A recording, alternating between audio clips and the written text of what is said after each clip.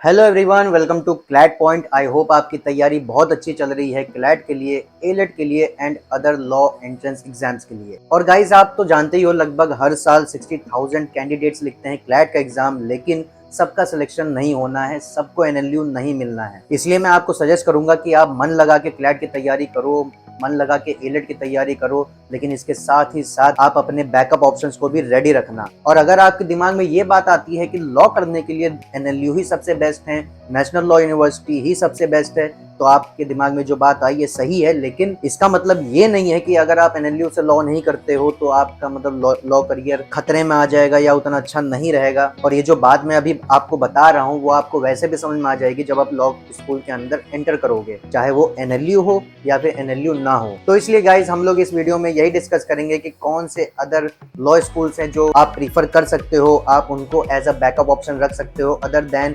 NLUs, other than national law universities. लेकिन guys, topic पे आने से पहले मैं आपको बताना चाहता हूं कि अगर आप क्लैट 2024 को टारगेट कर रहे हो, उसको क्रैक करना चाहते हो, तो आप हमारे क्लैट 2024 एवेंजर बैच में एनरोल कर सकते हो। इस कोर्स में आपको लाइव ऑनलाइन क्लासेस मिलेंगी, प्लस आपको रिकॉर्डेड क्लासेस भी मिलेंगी जिसको आप अपनी सुविधा के अनुसार कभी भी देख सकते हो। इसके अलावा आपको पर्सनल मेंटरशिप भी मिलेगी। इसके अलावा आपको मॉक टेस्ट भी मिलेंगे जिससे आप अपने आप को एनालाइज कर सकते हो कि आप कितना प्रोग्रेस कर रहे हो या प्रोग्रेस नहीं कर रहे हो। और गाइज, इसके अलावा आपको स्टडी मटेरियल भी दिया जाएगा, वो आपके घर तक डिलीवर करा दिया जाएगा। तो आप हमारे इस कोर्स को कंसिडर कर सकते हो और इसमें अपने आप को एनरोल कर सकते हो। और गाइज, अगर आप क्लैट 2025 को टारगेट कर रहे हो, उसको क्रैक करना चाहते हो, तो आप हमारे क्लैट 2025 विजेता बैच में एनरोल कर सकते हो। और हमारे कोर्सेज का प्राइस काफी रिजनेबल है। आपको एवेंजर बैच मात्र 21,999 का पड़ जाएगा और इसके अलावा विजेता बैच आपको 32,999 का पड़ जाएगा।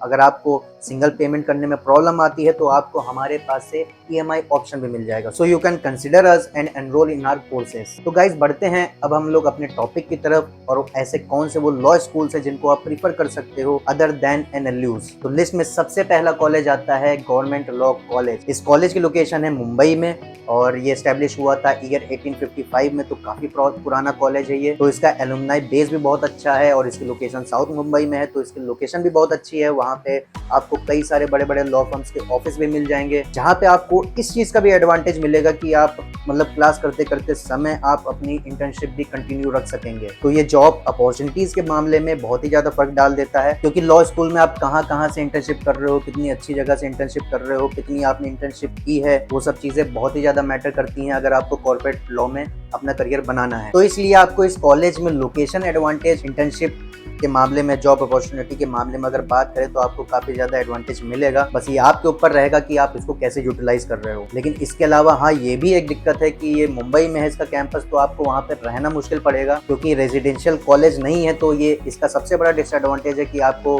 कैंपस लाइफ उतनी अच्छी नहीं मिलेगी, आपको हॉस्टल लाइफ उतनी अच्छी नहीं मिल पाएगी। और इसके साथ ही साथ ये लगभग 150 साल से भी पुरानी यूनिवर्सिटी है, मतलब कॉलेज है, तो आपको यहाँ पे इंफ्रास्ट्रक्चर भी उतना अच्छा नहीं मिलेगा। लेकिन लोकेशन की एडवांटेज बहुत ही अच्छी है इसकी, और आपको इंटर्नशिप और जॉब अपॉर्चुनिटी के मामले में यहाँ से अच्छी खासी हेल्प मिलने वाली है। तो इसलिए आप इस कॉलेज को अपनी प्रीफरेंस लिस्ट में one of the top positions पे जरूर रखिएगा। और अगर आपको इस कॉलेज के अंदर एडमिशन चाहिए तो आपको MHSET, Maharashtra common entrance test का एग्जाम भी क्वालिफाई करना पड़ेगा। और इस एग्जाम में आपको legal aptitude, legal reasoning, GK, current affairs, English, mathematics, analytical reasoning और लीगल रीजनिंग, लॉजिकल रीजनिंग जैसे क्वेश्चंस आपको मिलेंगे, उनको आपको सॉल्व करने होंगे, फिर आपको क्वालिफाई करना होगा, तब आप इस कॉलेज में एडमिशन ले पाओगे। और इस कॉलेज में आपको एक और अच्छा एडवांटेज मिलेगा कि इस कॉलेज की फीस काफी कम है as compare to other law school. तो इसलिए definitely consider this college as your backup option. और नेक्स्ट कॉलेज है हमारा ILS पुणे।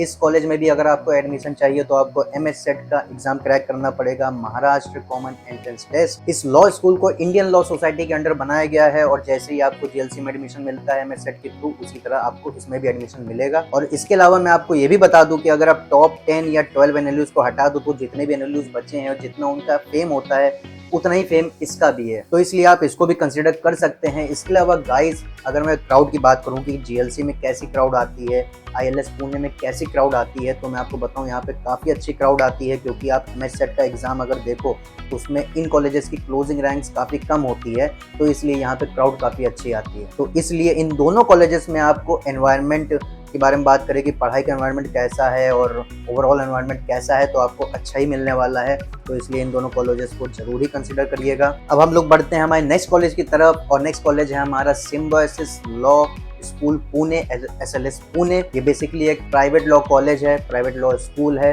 और प्राइवेट लॉ स्कूल्स की कैटेगरीज में ये काफी अच्छा परफॉर्म कर रहा है, तो इसको भी आप कंसीडर कर सकते हो डेफिनेट। और अगर आपको इसमें एडमिशन लेना है तो आपको 3 स्टेजेस आपको पार करनी पड़ेंगी, जिसमें से स्टेज 1 है स्लैट का exam, Symbiosis law admission test. SLAT का एग्जाम देने के बाद, उसमें सेलेक्ट होने के बाद आपको PI और वैट का एग्जाम देना पड़ेगा। PI मतलब पर्सनल इंटरेक्शन, इसमें आपका इंटरव्यू होगा, पैनल ऑफ एक्सपर्ट बैठेगा, वो आपसे मतलब आपका इंटरव्यू लेंगे।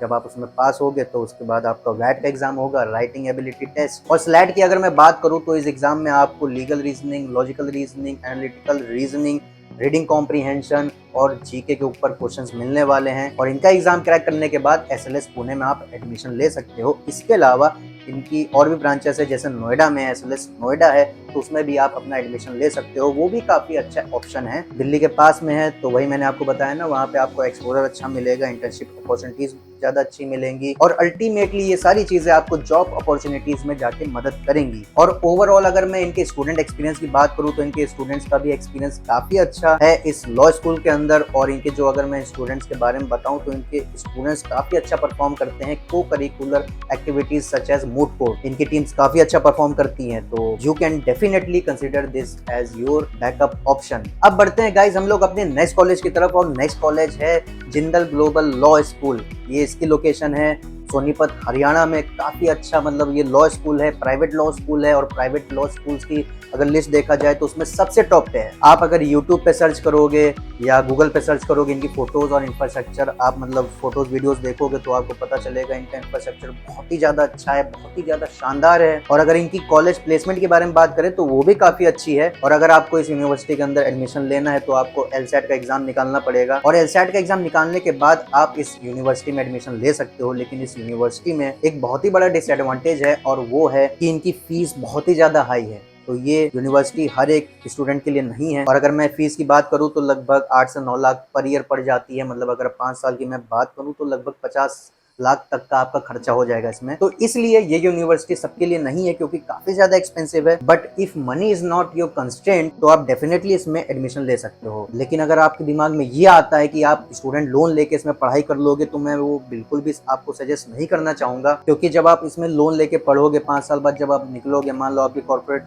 में नौकरी लग जाती है, तो इसके बाद कई सारे साल तो आपके इसका लोन ही उतारने में लग जाएगा, फिर आप क्या ही बचाओगे। और अगर आपका मान लो कॉर्पोरेट में मन नहीं लगा, आप लिटिगेशन में स्विच करना चाहो या जुडिशरी में स्विच करना चाहो, तो आपको उसमें प्रॉब्लम आएगा, क्योंकि लिटिगेशन में स्टैब्लिश होने में समय लगता है और आपके ऊपर इतना बड़ा लोन का बोझ आ जाएगा। तो इसलिए स्टूडेंट लोन को आप अवॉइड ही करना। और इसीलिए मैंने आपसे बोला था कि अगर मनी आपके लिए प्रॉब्लम नहीं है, मनी की कमी नहीं है, तो आप इसको जरूर कंसिडर करना। और अगर आप LSAT क्रैक कर लेते हो, आपको ये जिंदल ग्लोबल यूनिवर्सिटी में नहीं जाना है, तो इसके अलावा PS देहरादून को भी कंसिडर कर सकते हो, ये भी काफी अच्छे कॉलेजेस हैं। अब गाइज हम लोग बढ़ते हैं अपने नेक्स्ट लॉ स्कूल की तरफ, जिसका नाम है निर्मा यूनिवर्सिटी। और निर्मा यूनिवर्सिटी के बारे में मैं आपको बता दूं तो ये अपने मैनेजमेंट कोर्सेज के लिए ज्यादा जाना जाता है, लेकिन इसके जो लीगल एजुकेशन के कोर्सेज है वो भी काफी ज्यादा अच्छा परफॉर्म कर रहे हैं। ये एक प्राइवेट यूनिवर्सिटी है और इनका एलुमनाई बेस भी काफी अच्छा है। और इसके अलावा मैं अगर आपको बताऊं तो इनकी को करिकुलर एक्टिविटीज भी बहुत ही ज्यादा अच्छी हैं। इनके यहाँ मूड और डिबेटिंग का भी कल्चर काफी ज्यादा अच्छा है, और इंटर्नशिप्स के अलावा मूड्स और डिबेटिंग कॉम्पिटिशन्स भी आपके लॉ स्कूल में काफी ज्यादा मतलब क्रूशियल रोल प्ले करते हैं। तो इसलिए ये कॉलेज भी अच्छा है और डेफिनेटली आप इसको कंसिडर कर सकते हैं। अगर आपको इसमें एडमिशन चाहिए तो आप इनकी वेबसाइट पे जाके अप्लाई कर सकते हो, और क्लैट की मेरिट लिस्ट के बेसिस पे ही ये लोग एडमिशन लेते हैं,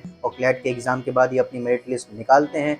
अगर आपका होना होगा तो मेरिट लिस्ट में आपका नाम आ जाएगा और आप इनको कंसिडर कर सकते हो। और गाइज अब हम लोग बढ़ते हैं अपने नेक्स्ट लॉ कॉलेज की तरफ, और वो है BHU Banaras Hindu university. Definitely आपने इसका नाम सुना होगा। ये सेंट्रल यूनिवर्सिटी है और ट्रेडिशनल यूनिवर्सिटी है। इसके अंदर आपको कई सारे कोर्सेज मिलेंगे। और अगर मैं लॉ के बारे में बात करूँ, लीगल एजुकेशन की बात करूँ इस यूनिवर्सिटी में, तो वो काफी अच्छी है और काफी रेप्यूटेड है, और इनका एलुमनाई बेस भी काफी अच्छा है। और इसके अलावा मैं आपको ये भी बताना चाहूंगा कि इस यूनिवर्सिटी को जजेस फैक्ट्री भी कहा जाता है, क्योंकि यहाँ से कई सारे स्टूडेंट्स ने जुडिशरी का एग्जाम क्रैक किया है। लेकिन गाइज इसके अलावा आपको इस यूनिवर्सिटी में एक डिसएडवांटेज मिलेगा, और वो ये है कि जो मैंने आपको बताया था ना कि ये ट्रेडिशनल यूनिवर्सिटी है, तो इसलिए यहाँ पे मोड ऑफ एजुकेशन थोड़ा ट्रेडिशनल है, तो इसलिए आपको यहाँ पे कॉर्पोरेट का सीन उतना अच्छा नहीं मिलेगा, कॉर्पोरेट का कल्चर उतना अच्छा नहीं मिलेगा यहाँ पे। लेकिन इसके अलावा गाइज यहाँ पे क्राउड अच्छी है, और यहाँ पे लिटिगेशन और गवर्नमेंट जॉब्स का काफी ज्यादा अच्छा कल्चर है। तो इसलिए अगर आपका लिटिगेशन और गवर्नमेंट जॉब्स में ज्यादा इंटरेस्ट है तो आप इसको कंसिडर कर सकते हो। इसके अलावा यहाँ पे पढ़ाई का एनवायरनमेंट काफी ज्यादा अच्छा है, तो डेफिनेटली आप अपनी प्रीफरेंस लिस्ट में इस यूनिवर्सिटी को जरूर रखिएगा।